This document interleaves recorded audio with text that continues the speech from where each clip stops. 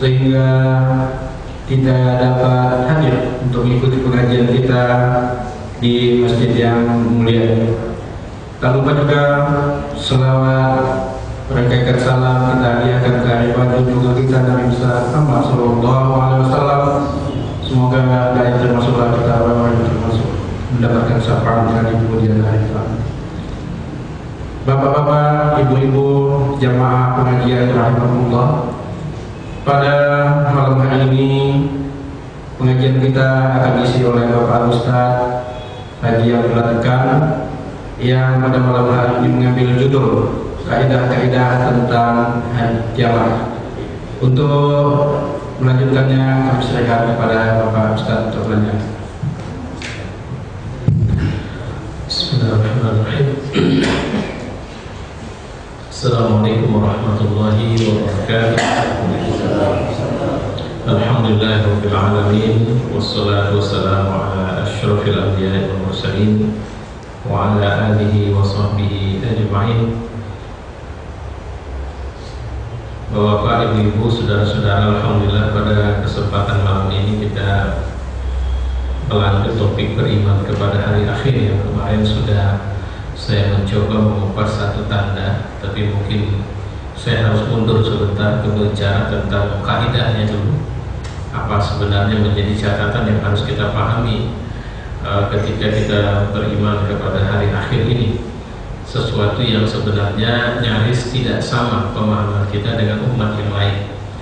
Ketika kita bicara tentang hari akhir, satu-satunya agama samawi yang detail menceritakan ini adalah cuma Islam saja. Kristen tidak detail, tidak bicara seperti apa kubur dan sebagainya. Jadi teori eskatologi lebih bicara tentang teori kepunahan, teori hancurnya dunia, dan teori kiamat lebih tepatnya. Sementara Yahudi sama sekali menafikan semua cerita ini, bahkan lompatannya langsung bicara surga dan neraka. Cuma kalau Yahudi itu lebih kepada melihat seakan-akan persoalan surga dan neraka itu lebih mengarah hanya masalah mereka meyakini bahwa mereka akan masuk ke dalam surga Allah Subhanahu wa taala. Ini yang harus kita perhatikan, sehingga Islamlah satu-satunya agama yang betul-betul menceritakan konsep ini, dan haqqa ini adalah berita benar, ya, bahwa apa yang disebut dan dijanjikan Allah Subhanahu wa taala terkait dengan sebuah peristiwa ini adalah benar. Ya. Nah, kaidah apa yang harus kita pelajari? Yang pertama, segala sesuatu di alam semesta ini pasti akan lenyap. Dan saya perlu menyampaikan bahwa berhenti untuk menyangka bahwa teori kiamat itu sama dengan teori beban dan lemahnya usia dunia. Ibarat mobil akan berhenti kalau habis minyak. Tidak seperti itu. Jadi jangan memahami seakan-akan dunia ini seperti mobil atau semesta ini seperti mobil yang akan melakukan perjalanan jauh dan Allah sudah kasih minyaknya. Dan kemudian pada kilometer tertentu minyak itu akan habis. Tidak demikian.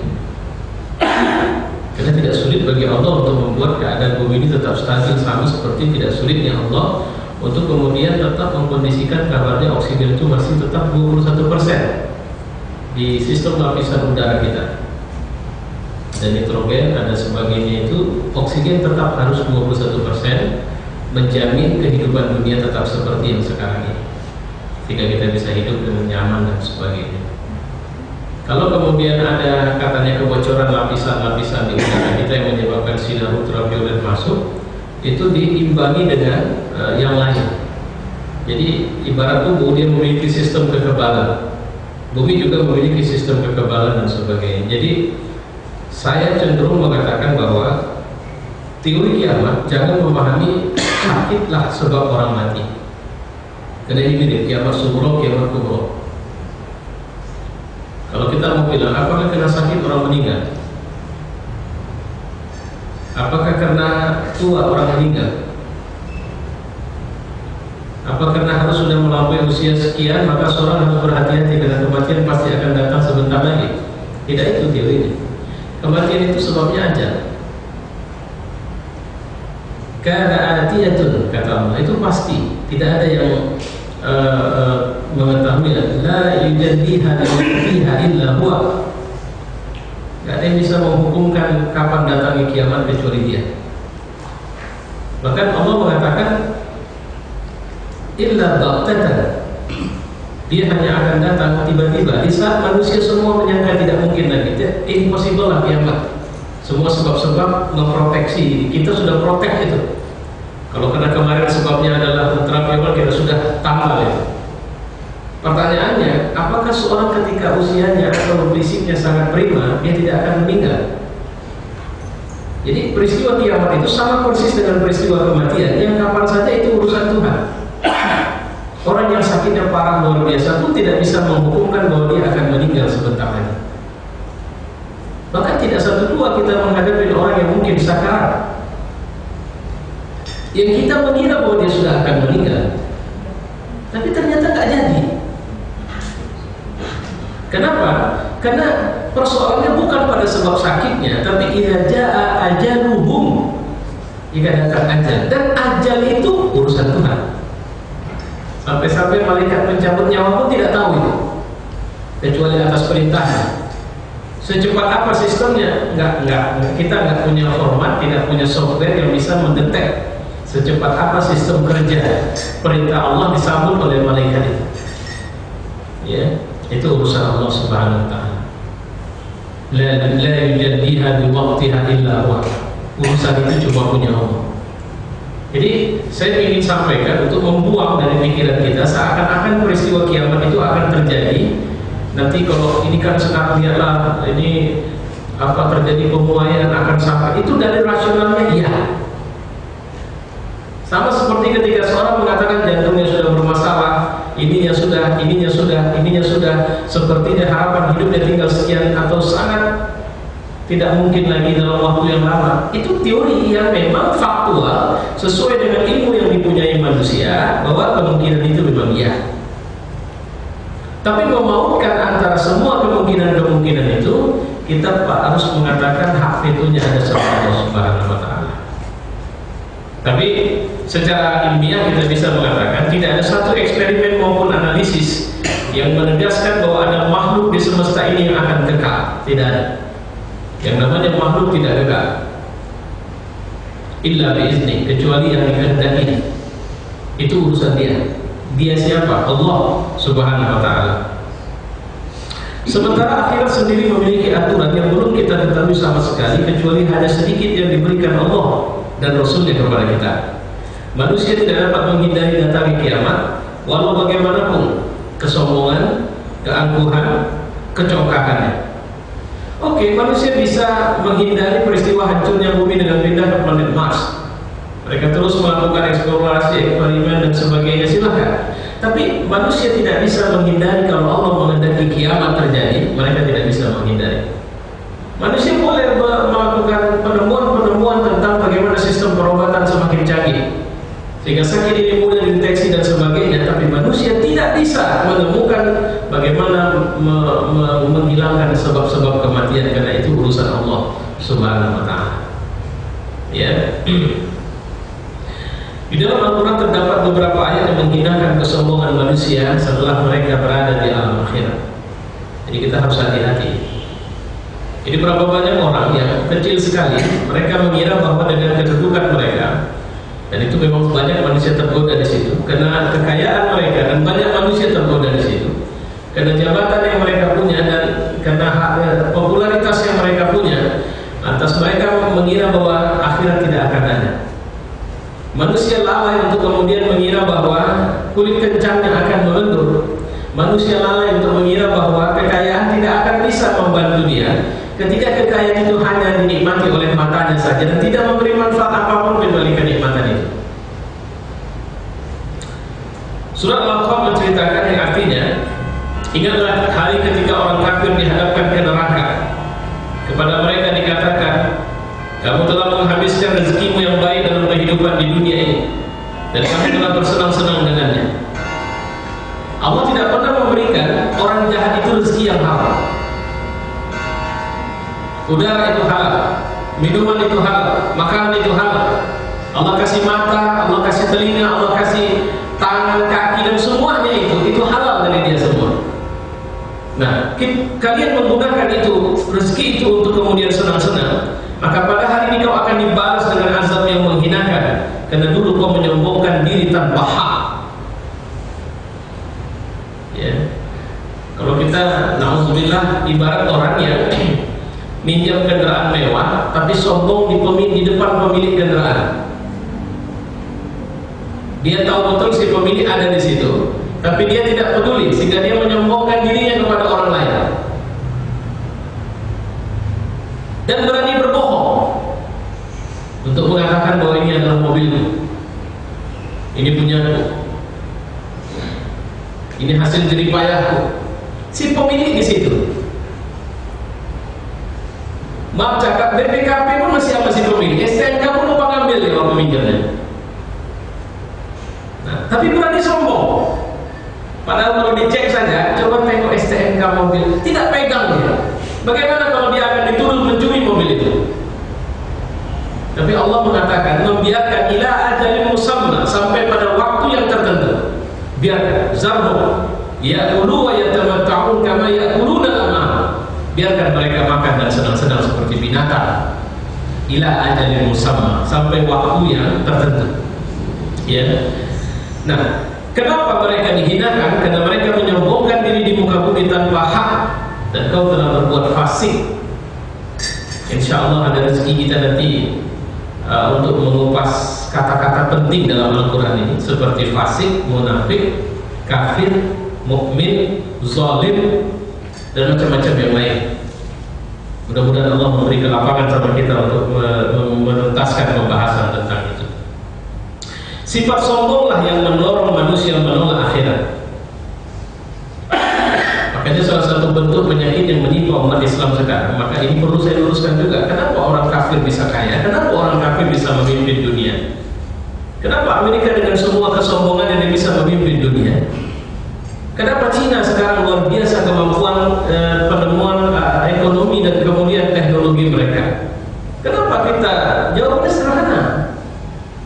Allah tidak merencanakan bumi ini diberikan kepada binatang. Allah tidak merencanakan bumi ini dipimpin oleh tumbuhan. Allah merencanakan bumi ini dipimpin oleh manusia, dan orang kafir itu manusia.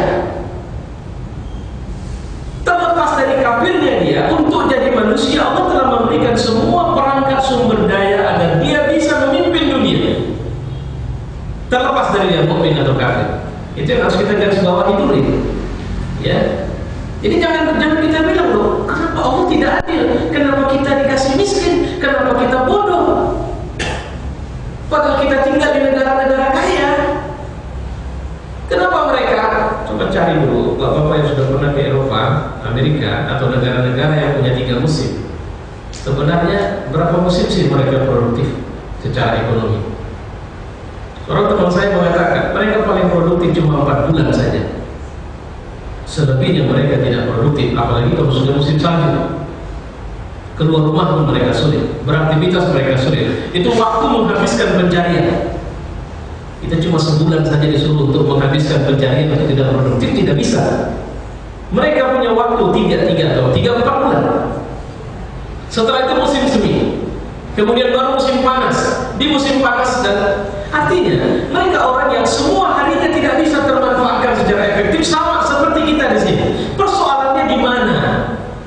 Jawabannya, mereka punya otak yang kita punya, dan mereka menggunakan otak tidak seperti kita. Maka sampai ada anekdot, otak kita itu jauh lebih mahal dari otak mereka, karena masih lebih cenderung garansinya masih tinggi lah gitu, jarang dipakai. Ya, na'udzubillah min dzalik. Cuma sifat sombonglah yang mendorong manusia menolak akhirat, sampai-sampai kemudian mereka mengklaim mereka tidak butuh akhirat. Sampai-sampai seorang Stephen Hawking pernah mengatakan, kalau aku bisa menerobos masuk apa di balik teori Big Bang, maka akulah Tuhan. Kenapa? Dia sudah bisa memahami semua proses penciptaan dunia itu, dia bisa paham. Mereka kemudian mengklaim bahwa mereka punya hak sah untuk melakukan pengendalian atas hidup mereka tanpa intervensi Tuhan. Mereka sombong, menolak la ilaha illallah. Dalam satu buku yang sedang saya baca, ada pernyataan menarik tentang kenapa mereka tidak mau tunduk kepada Allah. Karena mereka tidak mau disamaratakan dengan orang-orang yang menurut mereka adalah orang-orang nista dan miskin. Jadi apalagi yang membuat saya mulia kalau kemudian saya harus duduk sejajar dengan orang-orang susah, dengan bawahan-bawahan saya kalau saya berdiri sama tinggi? Apalagi yang membuat saya berbeda dengan orang-orang? Di mana letak kemuliaan saya? Ternyata Islam menempatkan bahwa ruang cari makanmu itu bukan ruang kompetisimu di hadapan Tuhan untuk menunjukkan kau mulia atau tidak, tapi ruang kesadaran itu. Di saat kau memiliki semuanya, kau masih sadar kau hamba. Ketika kau tidak memiliki semuanya, kau tahu kau hamba. Di posisi suhu yang stabil inilah kemuliaan itu terletak. Artinya orang susah itu tidak akan mengeluh dengan kesusahannya karena dia tahu dia ada Tuhan bersamanya. Dan orang kaya itu tidak akan sombong dengan kekayaannya karena dia tahu betul bahwa ini bukan miliknya tapi milik Tuhannya. Sehingga semakin banyak amanat itu diserahkan kepadanya, sebenarnya tidak membuat dia merasa nyaman dalam kehidupan dunia. Ini kalau kita mampu menjaga. Kenapa tidak nyaman? Karena pastilah semakin banyak akan semakin lama mempertanggungjawabkannya di hadapan Allah. Kalau kita hidup di satu zaman, amanat itu kita anggap kemuliaan. Sehingga kalau pun tidak mendapat, ngerampas pun kita mau. Karena kita mengukur kemuliaan dari orang yang punya atau tidak punya terhadap amanat itu.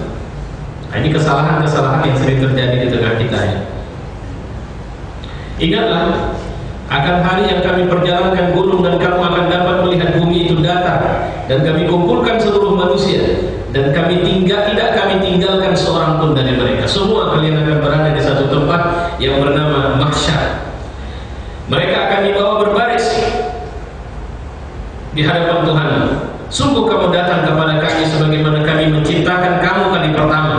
Bahkan kamu mengatakan bahwa sekali-kali kami tidak akan menetapkan bagi kami waktu. Artinya ada kesombongan kalian bahwa kalian sebenarnya kalian akan balik sama aku. Ya, ini jangan terjebak dengan sebuah sikap mengira bahwa kita akan aman dari kehidupan akhirat, padahal kita pasti. Karena hakun, kalau bahasa Quran itu hakun, inna wa'dallahi hakun, janji Allah itu benar. Oke, itu yang pertama kaidahnya. Yang kedua, iman kepada hari akhir merupakan kunci hakiki yang dapat mengeluarkan manusia dari status hamba nafsu syahwatnya menjadi hamba Allah. Di BBM saya ada tulis status aku adalah budak Allah. Ada yang protes sama saya. Apa arti status itu? Saya bilang jangan samakan ketika saya mengatakan budaknya makhluk dengan budaknya Allah. Ketika saya mengatakan saya budaknya Allah, maka harga saya jauh lebih mahal daripada kekayaan makhluk. Gaji saya jauh lebih mahal dari gaji yang disediakan makhluk. Ada orang paling pintar di muka bumi, lantas ada makhluk menjanjikan sama dia gaji berapapun besarnya gaji itu masih jauh lebih tinggi. Dengan catatan saya harus mengikut apa mau dia, masih jauh lebih tinggi harga saya ketika saya membenarkan diri diperbudak oleh Allah Subhanahu wa taala. Karena perbudakan Allah memuliakan kita.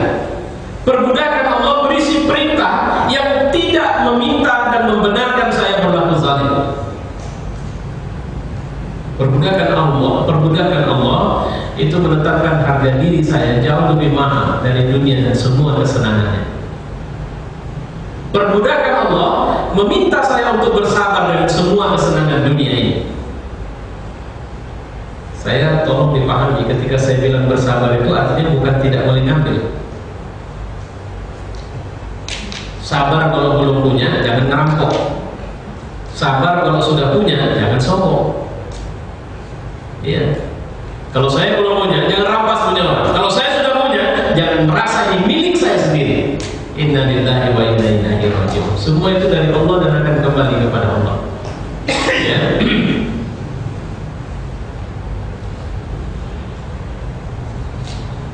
Sebenarnya kehidupan dunia tidak berharga kecuali kita meyakini dengan seyakin-yakinnya bahwa kita kita tidak diciptakan untuk dimusnahkan. Kita diciptakan untuk langgeng dalam cinta dan sayang Allah, dunia dan akhirat. Mereka inilah yang orang yang akan wajahnya selalu berseri sejak dunia sampai akhirat.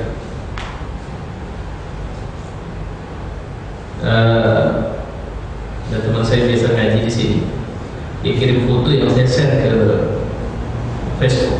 Jadi kalau ada Facebook tentang foto Mursi ketika pertama hadir di persidangan kemarin. Di bawahnya foto Said Qutb ketika pertama hadir di persidangan. Jadi yang datang di sidang itu bukan orang yang rendah, malah orang yang menyidang itu yang merasa rendah di hadapannya. Kenapa? Nothing tulus, tidak ada yang hilang. Saya tidak terbebani dengan perkara yang Anda buat, karena saya tidak seperti yang Anda tuduhkan, dan dunia tahu, bahkan Tuhan pun tahu siapa saya dan siapa Anda. Dunia tahu kedudukan Anda seperti apa. Di sisi lain kabarnya tanggal 1 November kemarin Menteri luar negeri atau wakil presiden Amerika, saya nggak tahu namanya siapa, itu ngadakan kunjungan ketemu Asisi, tapi foto yang nampil di koran-koran adalah foto waktu yang lama. Sampai bertanyalah orang-orang, di mana Asisi saudara? Kenapa tidak ada foto barunya padahal dia ketemu dengan wakil sebuah negara besar? Kok foto yang lama yang muncul? Bahkan ketika hari militer sana, dia nggak hadir, nggak muncul dia. Mana dia? Jadi artinya orang-orang mukmin ketika mereka menyadari bahwa ada akhirat, wajah mereka ini tetap sama. Ada orang kalau udah mau pensiun wajahnya berubah dari biasa sebelum pensiun. Nah, kan sering begitu dia kan, artinya wajah post power syndrome. Nggak ada. Mukmin tidak mengenal itu. Kenapa? Karena orang mukmin selalu disertai oleh Allah dan dia menyertai Tuhannya, dan dia tahu betul bahwa harga besar dia adalah ketika dia bekerja sama dengan Allah. Jadi juga saya mengatakan begini, saya tidak suka dengan banyaknya ceramah-ceramah yang belakangan ini selalu bicara sedekah kaya, zikir sehat. Oke lah, saya sedekah dan kaya. Setelah kaya apa? Saya mau ngapain rupanya kalau saya kaya? Apa rupanya untungnya kalau saya kaya? Apa hebatnya saya kalau saya kaya? Dengan ciri keimanan. Oke lah, saya zikir maka saya akan sehat. Rupanya kalau sehat kenapa? Cobalah kita belajar kepada Allah dan mari kita hargakan bahwa ternyata sakit itu pun berharga sama Allah. Bukankah kita diajarkan bahwa sakit itu bisa melumpuhkan dosa-dosa yang kita buat? Bukankah kita diajarkan bahwa Allah itu dekat sama orang sakit misalnya? Lantas kenapa kita seperti zikirlah, karena dengan zikir kau akan sehat. Sehat apa? Untuk apa? Nah, kira-kira gitu. Kenapa tidak bilang bahwa ternyata saya cenderung melihat kalau Nabi bicara sedekahlah untuk akhiratmu selamat, supaya neraka tidak dekat samamu. Berzikirlah supaya hatimu tenang. Kenapa tenang? Karena mungkin saja setelah berzikir kau akan menghadapi benturan hidup, tapi kau tenang hatinya. Kau tidak goncang, kau tidak kehilangan kendali, kau tidak kehilangan posisi untuk merasakan Allah bersama. Ini rahasia besar yang sekarang ini kita ngaji pun sudah mulai matre gitu. Maksud saya matre itu tadi. Kalau motivasinya untuk cerita tenang tenang pikiran saja sesaat bisa. Makanya sekarang kan banyak night club di mana-mana dibangun. Kafe-kafe dugem-dugem itu kenapa? Karena banyak orang stres. Tidak bisa dipungkiri bahwa tempat seperti itu memang melahirkan kenyamanan. Suasananya dibuat temaram. Itu memang butuh yang seperti itu. Saya pikir nggak usahlah kita bukan munafik ya. Marilah kita lihat bahwa tempat seperti itu memang cenderung cocok dengan suasana hati kita. Tapi Islam kasih tahu, bukan ini mas tempatnya, ada tempat yang lebih bagus. Kalau di sini hatimu mungkin tenang sesaat, dia semacam istilahnya, hanya untuk menghilangkan nyeri penyakitmu, tapi sakitnya tidak hilang. Mau nggak yang sakitnya hilang, tapi kau juga bisa tenang dalam semua keadaan? Itu ya. Kenapa orang? Makanya itu cara beragama orang zaman sekarang. Ekstasi itu Itu tasbihnya orang-orang zaman sekarang. Ya, kalau kita tasbihnya diputar-putar, mereka dimasuk-masukkan, begitulah ceritanya kan. Ruang-ruang ibadah mereka ya tempat-tempat seperti itu. Ya, mohon maaf saya lupa siapa yang cerita sama saya bahwa ternyata ini, mohon maaf agak nyimpang sedikit, Kentucky Fried Chicken. Ustaz harus lihat dari satu titik lain, kata dia. Kentucky itu memang dikemas dengan gaya modern, tapi coba perhatikan, Ustaz bawa duit 5.000, Ustaz bisa duduk nyaman di situ. Jadi dia punya pesona untuk orang punya duit sama orang tidak punya duit. Kita punya hak duduk. Karena ada paket yang 5.000, yang kita dapat ini bisa duduk, silakan. Modal kita cuma 5.000 kasarnya. Coba Ustaz bawa 5.000 ke warung-warung yang berjalan. Nggak bisa apapun, kita nggak bisa, teh botol nggak bisa satu. Dan kita tidak mendapatkan kemewahan di situ. Nah, filosofinya Islam kayaknya begitu loh.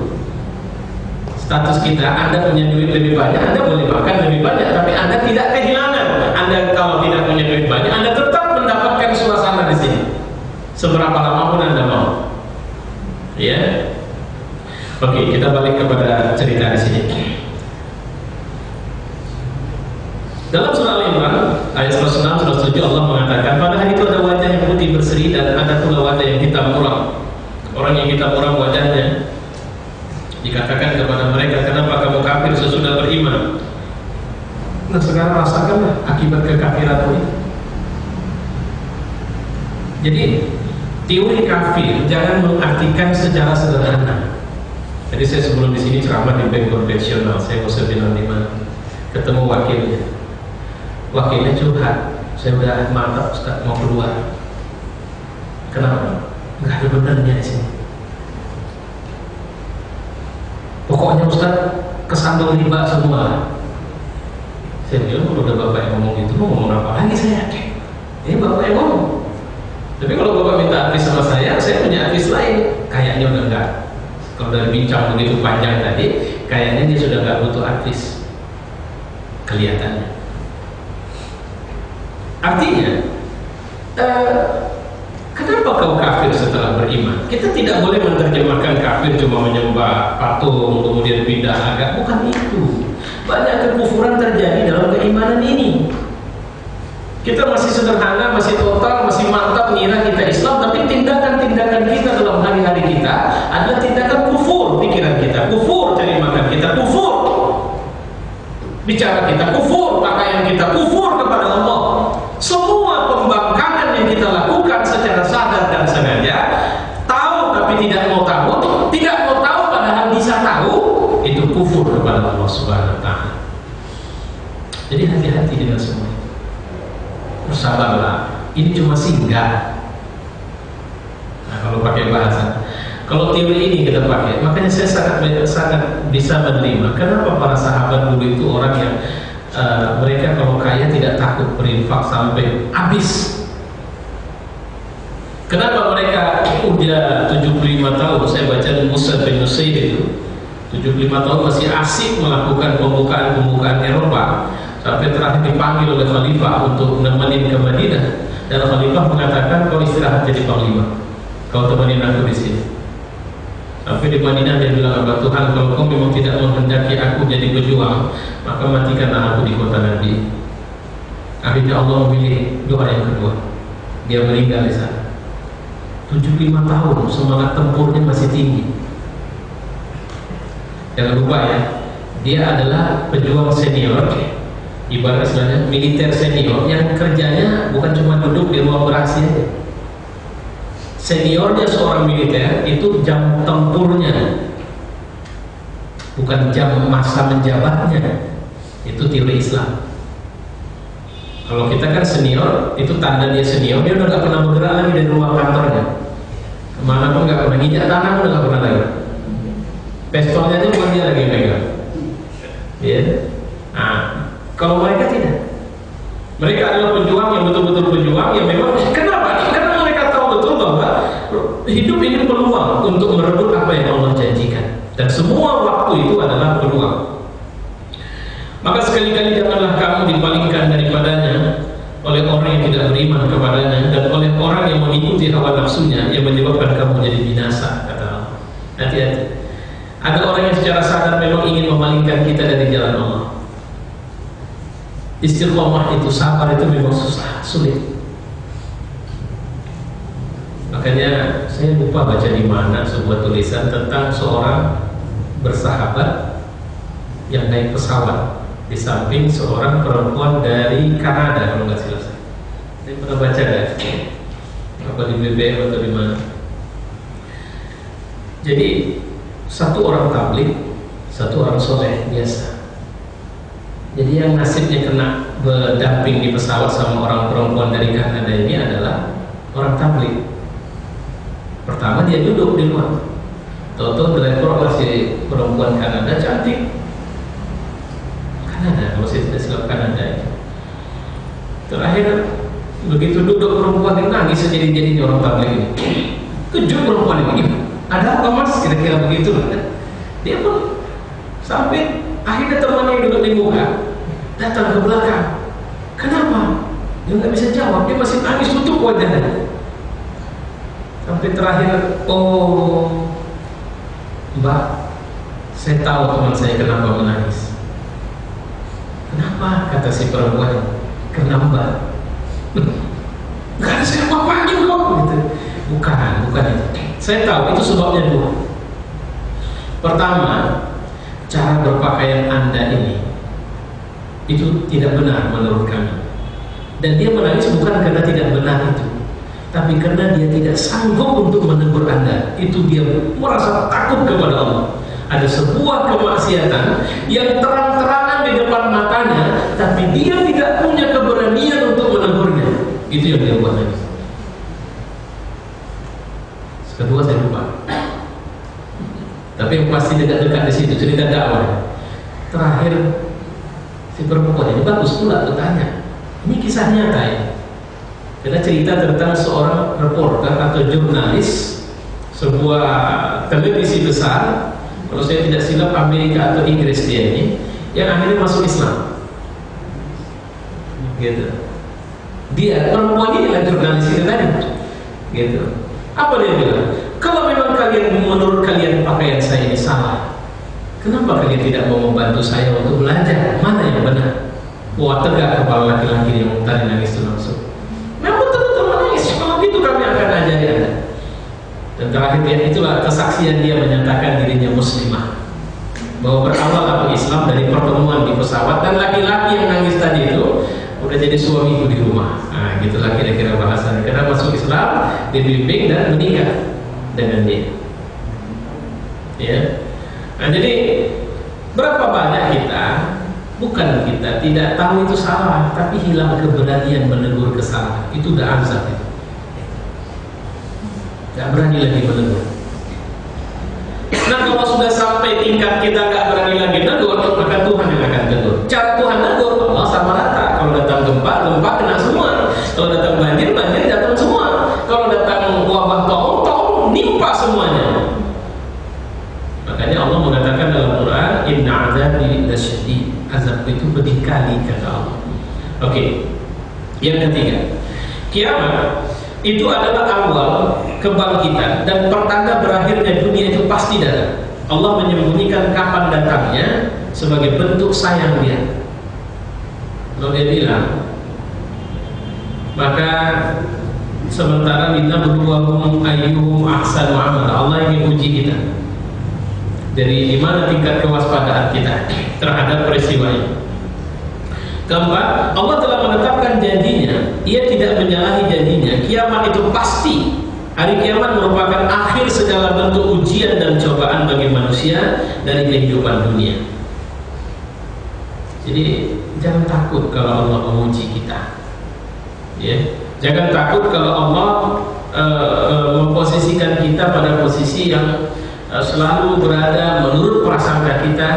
Kita berada dalam kehinaan demi kehinaan, cobaan demi cobaan yang membuat kita merasa seakan-akan Tuhan tidak bersama kita. Jangan, ujian ini pasti ada akhirnya. Ya, pasti ada akhirnya. Mesir itu adalah pertunjukan besar, sebuah drama besar. Berapa togut ingin menghancurkan ikhwan muslimin. Dari tahun 30-an, ujian terbesar mereka alami di tahun 58. Bahkan menurut pengamat bahwa ini yang paling sadis dari semua ujian yang pernah dialami ikhwan. Tapi togutnya kematian. Farouk mati, Jamal Abdel Nasir mati, Anwar Sadat mati, Hosni Mubarak tak jelas nasibnya. Dan sekarang As-Sisi nggak pernah muncul lagi. Ya, bahkan artikel terakhir saya baca, para petinggi militer Mesir itu dikawal oleh militer-militer asing yang dipinjam oleh mereka. Takut mati semua. Mahalnya mereka mempertahankan diri. Allah telah azab mereka dengan memunculkan ketakutan besar itu. Sementara yang mereka kira mereka bunuh itu hidup. Makanya bahasa bahwa mereka hidup, pertama mereka melegenda dalam dada orang beriman bahwa mereka hidup, bahwa sebenarnya peristiwa kematian mereka tidak memunculkan jerak di kalangan orang beriman untuk meneruskan itu kembali. Maka tidak sedikit ulama mengatakan bahwa kemenangan itu dekat sekali bagi Mesir. Dan Mesir tidak akan kembali insya Allah dengan cara yang pastilah, karena kita nggak akan pernah dapat pedang tajam, pisau tajam kecuali proses untuk mendapatkan itu juga tidak mudah. Ya, cuma memang fitnah di Mesir luar biasa. Ya, ulama-ulama yang, makanya saya baca tadi sebuah hadis tentang min asyratish sa'ah, dari tanda kiamat, banyaknya para khotib di mimbar kalau bahasa hadisnya itu, dan kemudian ulama-ulama yang condong kepada penguasa. Ya Allah, kalau saya bilang kita di Indonesia sudah seperti itu gitu. Harga penguasa jauh lebih mahal dari harga seorang ulama. Kalau ada gubernur datang sama ustadz datang, harga gubernur jauh lebih mahal pelayanannya. Bukan ustadz minta dilayani. Dan Nabi juga tidak suka. Tapi bukan persoalan umat ke ustadz, tapi ulamanya, ustadznya ke penguasa, itu masalahnya lain sama dia. Mereka mengeluarkan fatwa kata Nabi sesuai dengan selera penguasa. Ya. Makanya seorang ulama di Mesir mengatakan bahwa yang kau lakukan membunuh ikhwan adalah sesuatu yang sangat mulia di sisi Allah Subhanahu wa ta'ala.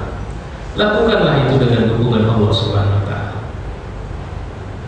Jahat sekali fatwa itu. Ya. Indonesia, saya pikir memang seperti itu. Khutbah, kata Nabi, munculnya orang yang manis lidahnya berbicara. Tapi kita kehilangan qudwah, teladan dari situ semua. Baik, kita balik kembali. Orang kafir mengatakan bahwa mereka sekali-kali tidak akan dibangkitkan. Katakanlah, memang demi Tuhanku benar, kamu akan dibangkitkan. Kemudian akan diberitakan kepadamu apa yang telah kamu kerjakan. Tidak ada sepotong, tidak ada sedetik pun. Kalau bahasa Quran itu akan ditaruh di atas lehermu. Makanya bahasa Quran, iqra kitabaka kafa bi nafsika 'alaika kafa bi nafsika. Cukuplah dirimu sendiri, dan kitabmu itu kau bacalah dengan dirimu sendiri. Kaulah yang tahu mau kemana kau sekarang. Makanya muhasabah itu maunya, kalau bapak-bapak, ibu-ibu kita muhasabah, dudukkan surga, posisikan neraka, dan putuskan sendiri. Menurut kita, pernah nggak, ingat nggak waktu saya bilang jujurlah sama dirimu sendiri. Inilah kitab kita. Kita mulai putuskan. Cukuplah engkau yang menentukan. Apa kau layak masuk surga? Enggak usah dulu kau pujuk-pujuk Tuhan, kau ancam-ancam Tuhan. Ya, tapi menurut. Karena orang yang paling jujur terhadap diri kita itu adalah kita sendiri, dan yang paling tahu cara mengobatinya adalah diri kita sendiri. Saya baca John Maxwell ketika ketika dia membicarakan bagaimana keluarga yang harmonis, istrinya duduk di depan. Lantas kemudian setelah dia pidato, ini kan motivator ini, kepemimpinan yang paling hebat di muka bumi sekarang. Ya, ditanya sama istrinya, "Halo, madam, apakah suamimu ini telah membahagiakan dalam hidup?" Padahal dia baru menyampaikan seminar ya suaminya. Apa jawaban istrinya? Tidak. Bahkan sedetik pun dia tidak pernah memberi kebahagiaan kepada. Ini peserta seminar terkejut semua. Ya. Suami baru ceramah tentang keluarga bahagia, istrinya langsung bilang sedetik pun dia tidak pernah kasih bahagia sama aku. Kenapa? Karena kebahagiaan itu yang menentukan aku, bukan dia. Dan aku tidak tertarik apa yang dia buat kepada aku, karena semua itu sangat ditentukan oleh bagaimana aku mensikapi apa yang ada di luar sana. Rupanya ini materi juga ini. Maksudnya ini materi keluarga sakinah juga. Berapa banyak kita ketika bicara keluarga bahagia, pendekatannya menuntut, bukan memberi. Cobalah kita mulai memberi bahwa sebenarnya di saat aku bahagia, maka aku bisa membiarkan kelimpahan bahagia itu mengenal pada semua orang. Saat itulah aku bahagia. Tapi kalau menunggu, oke lah dia memang suami yang hebat, yang perhatian dan sebagainya. Tapi kalau hatiku tidak nyaman sama dia, ada contoh kasus lagi, luar biasa suaminya sama dia, tapi aku tidak cinta. Maka aku bisa bilang bahwa dia tidak membahagiakanku. Aku tidak butuh dia kasih aku duit, karena ternyata perspektif bahagia itu berbeda. Maka aku mulai bahagia itu dari diriku dan Tuhan. Itu jawab istrinya. Dan aku yang menentukan aku layak bahagia atau tidak sama dia. Makanya kalau sudah begitu bahasanya, itu yang terjadi pada seorang Asia. Siapa Asia itu? Istri Firaun. Apakah dia tidak bahagia di samping Firaun? Dia pasti tidak bahagia di samping Firaun. Tapi karena di sampingnya atau bersamanya ada Allah, dia tidak tertarik untuk bertanya kenapa harus suamiku Firaun, kenapa bukan Musa. Itu ya. Ini yang harus kita muter-muter baliknya untuk melihat perspektif yang lebih utuh dari memandang hidup ini sebenarnya. Karena kita banyak kali menuntut Tuhan kayak orang India aja. Orang India itu kan kalau udah menuntut Tuhan jadi marah-marahin datang dia ketemu itu. Kita tidak. Ternyata anak inda zanni abdi aku tergantung kalian. Karena keberdayaan itu muncul dari bagaimana kalian mempersangka diri kalian. Dan jangan pernah membiarkan kalian. Ternyata rahasia hidup itu sudah Allah kasih sama kita. Kita saja yang tidak optimal untuk mengerjakannya dengan baik. Oke. Kita sangat perlu beriman kepada hari akhir, karena di dalamnya terdapat kemaslahatan segala urusan, keteguhan jiwa, ketenangan hati, keselamatan amal, istiqomah keadaan, dan kesucian hidup. Sehingga berbagai bencana tidak kita anggap besar, berbagai malapetaka tidak membuat kita takut, berbagai musibah tidak membuat kita sedih, berbagai penyakit tidak membuat kita menderita, berbagai ujian tidak membuat kita goncang, dan segala urusan dunia tidak membuat kita berduka cita. Kenapa? Karena kita tahu ada akhirat yang jauh lebih kekal dari dunia ini. Keluarlah dari standar ukuran yang dibuat manusia untuk menentukan kita sukses atau tidak. Pindahlah ke standar ukuran yang Allah buat. Karena kalau ukuran manusia, kita lelah nanti. Dalam kantor kita lelah, bersama tetangga kita lelah, stres sekali. Garasi kita kosong, tetangga nambah terus garasi. Ya, rumah kita kecil, dia udah nambah, udah melar terus rumahnya, gitu kan? Anaknya dengar di mana sekolah anak sekarang, udah keluar, udah tidak di sini, dia udah ada yang di Amerika, ada yang di kita pengen ya bisa ya, paling jumlah anak sama, penghasilan sama kita, makanya berhentilah dari semua itu. Ya, janganlah menjadi orang yang lelah jujur dan lelah benar. Ngerti maksudnya kan? Lelah untuk jujur dan lelah untuk benar. Janganlah menjadi orang yang memburu dunia untuk dunia itu. Tetapkan harga akhirat kita, setelah itu baru burulah dunia untuk harga yang kita minta dari Allah di akhirat itu. Sedih kali nanti Bapak lihat orang yang susah. Apa rencana Bapak kalau Bapak punya duit banyak? Saya akan. Oke, sekarang kumpulkan semua dunia itu, Allah akan buka semua pintunya. Itu teori nilainya. Tapi kan kita nggak bisa simsalabim, Pak. Ya benar, kita tidak bisa simsalabim. Harus berusaha. Benar, memang harus berusaha. Siapa bilang Abu Bakar kaya, dia duduk di masjid saja? Siapa bilang Abdurrahman bin Auf itu adalah orang yang paling banyak zikir dan malam dan sebagainya? Tapi dia adalah orang yang habiskan waktunya untuk kemudian mencari harta dunia, tapi untuk akhiratnya. Beda kan, cari dunia untuk dunia. Kalau cari dunia untuk dunia, pening, kepala itu aja kerjaan aja. Di rumah tempel keramik, habis keramik, tempel kayu, habis kayu. Itu aja kerjaan. Tak ada lagi yang lain. Karena relatif dia tidak puas, terus. Itu yang akan terjadi. Tapi kalau dia mencari dunia untuk akhiratnya, dia tak tenang kalau masih ada bahagian dari dunia ini yang tidak terpakai untuk kepentingan akhirat. Ya, itu yang harus kita pahami itu. Allah tidak mengutus seorang nabi kecuali semua nabi bicara tentang akhirat dan kiamat dan mengingatkan basyira wa nazira. Kematian adalah kenyataan pahit di mulut orang kafir yang tidak beriman kepada hari akhir. Bagi seorang mukmin, kematian adalah saksi bahwa akhirat itu ada. Ya, itu saksi. Karena nubuat sudah cukup jelas, hadis-hadis yang menjelaskan itu sudah cukup jelas, sehingga tidak ada alasan bagi kita untuk takut kalau Nabi menceritakan tentang kiamat sama kita. Wallahu a'lam bishawab. Semoga ini bisa memberi pelajaran yang baik untuk kita. Insyaallah kalau ada pertanyaan silakan. Assalamualaikum warahmatullahi wabarakatuh. Ya, saya ingin harus menegaskan masalah kiamat dan kematian. Kalau kita pelajari tentang pembentukan tata surya, kemudian konstelasi tata surya, itu memang benturan atau musnahnya tata surya, apakah itu sub tata surya seperti bumi dan matahari dan nantinya, itu memang bisa berdiri setiap saat.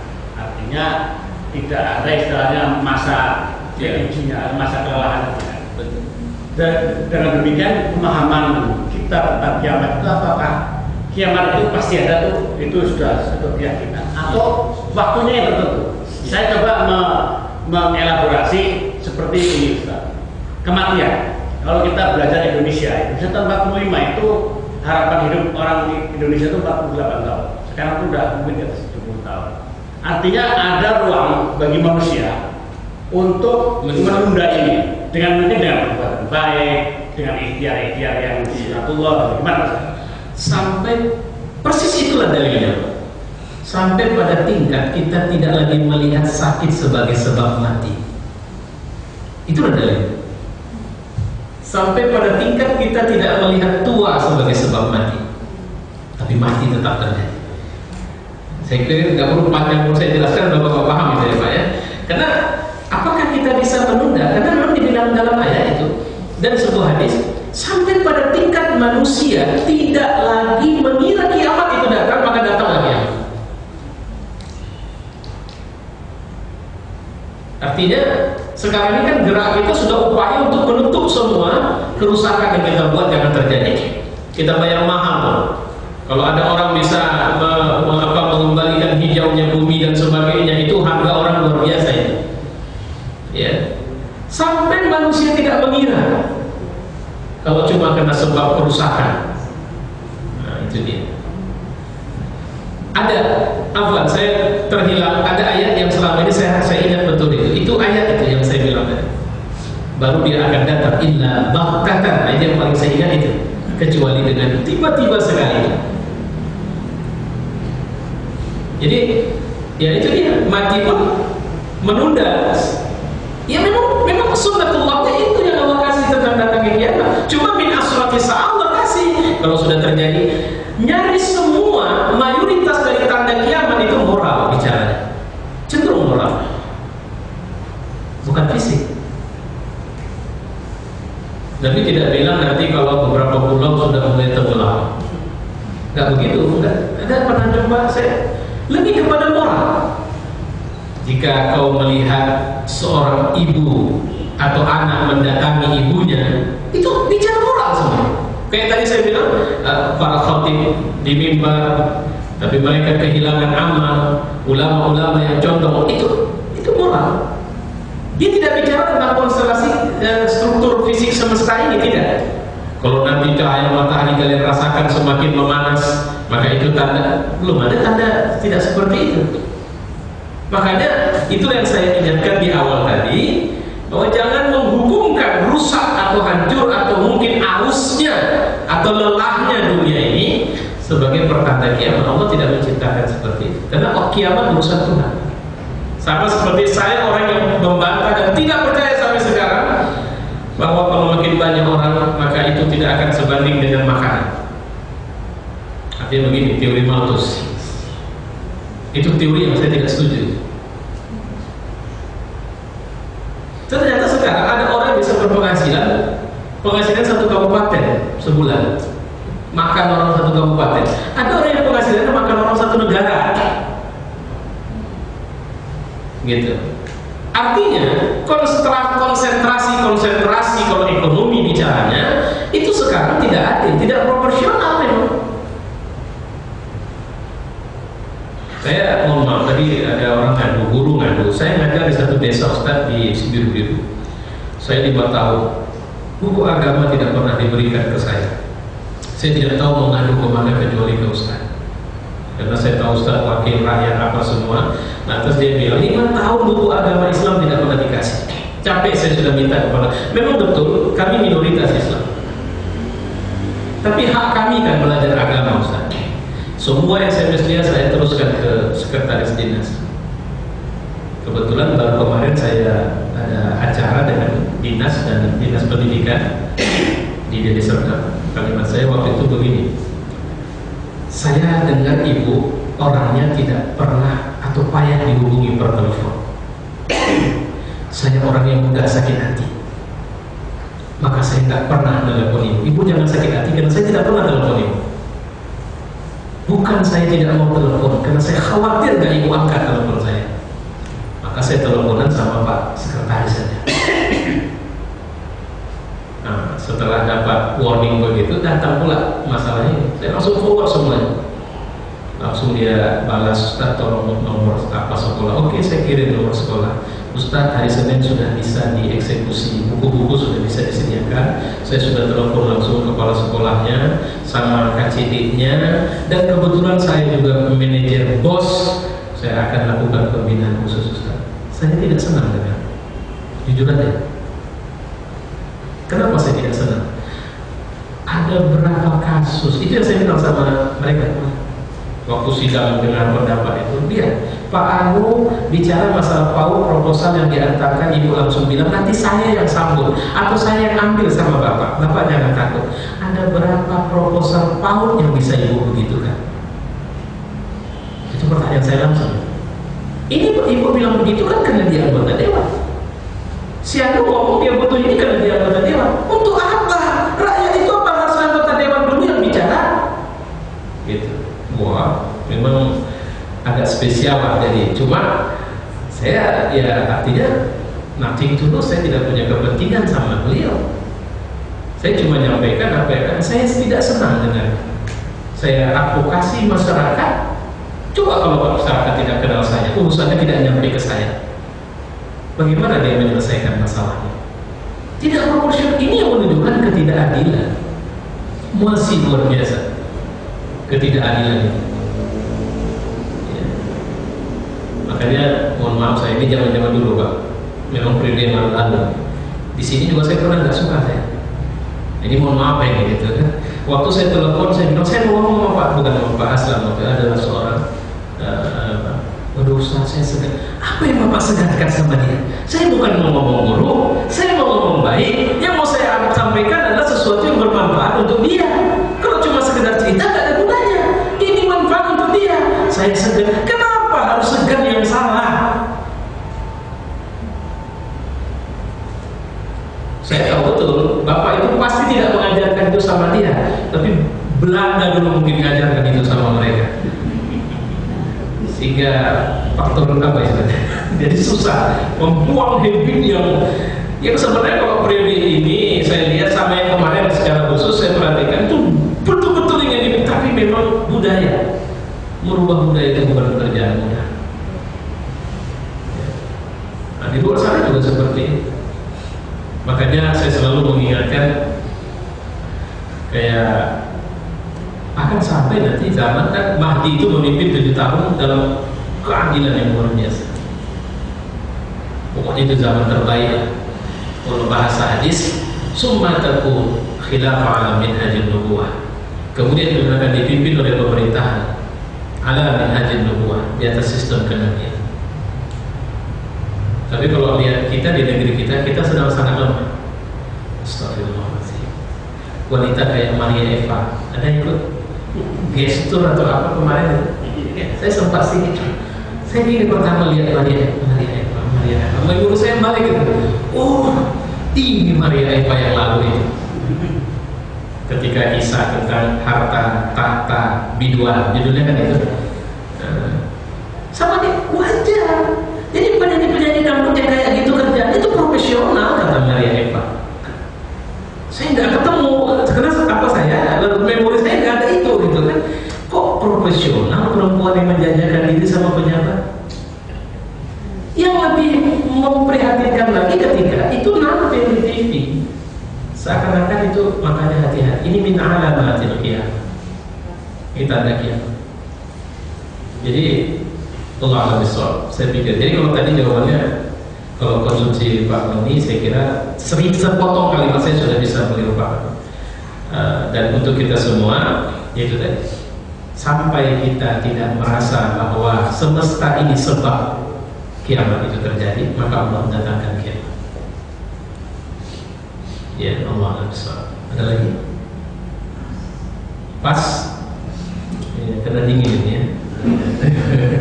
Lepas kita doa dulu. Ya. Bismillahirrahmanirrahim. Alhamdulillahirabbil alamin wassalatu wassalamu ala asyrafil anbiya'i wal mursalin wa ala alihi wa sahbihi ajma'in. Allahumma ij'al hadza jam'ana fi hadzal majlis jam'an marhuma wa tafarraquna min ba'dihi tafarruqan ma'suma. Rabbana atina fid dunya hasanah wa fil akhirati hasanah wa qina 'adzabannar. Wassallallahu wasallam ala Muhammad wa ala alihi wa sahbihi ajma'in. Walhamdulillahi rabbil alamin. Taqabbalallahu minkum. Demikianlah tadi pengajian kita yang disampaikan oleh Bapak Ustaz yang telah lengkap. Mudah-mudahan apa yang disampaikan tersebut dapat menambah keimanan kita kepada Allah Subhanahu wa taala sehingga mendapatkan keimanan yang sempurna untuk masa-masa yang akan datang. Pada Ustaz yang terima kasih, dan kemudian kita tutup dengan mengucapkan alhamdulillahirabbil alamin. Assalamualaikum warahmatullahi